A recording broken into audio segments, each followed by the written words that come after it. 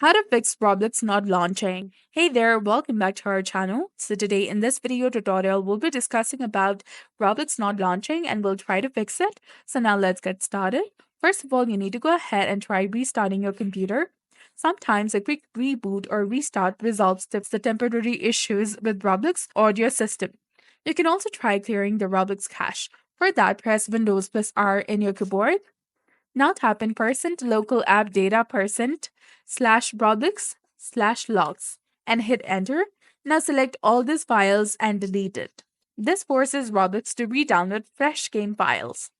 Now you can also try reinstalling the Roblox app.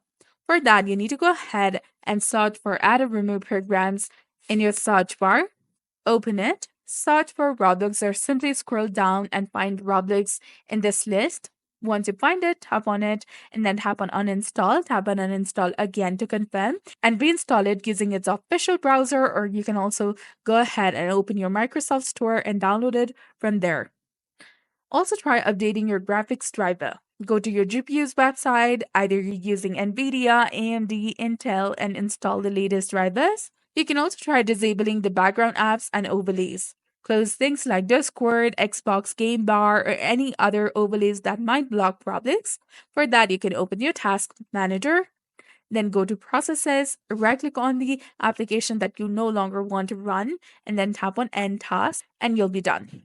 So that's all there is to it. Make sure that Roblox is also allowed on private and public networks, and also try different launch method such as launching from a browser if the app won't open. So that's all there is to it. I hope you found this video helpful. If you did, don't forget to like, comment, share, and subscribe to our channel for more amazing tips and tutorials. Thanks for watching.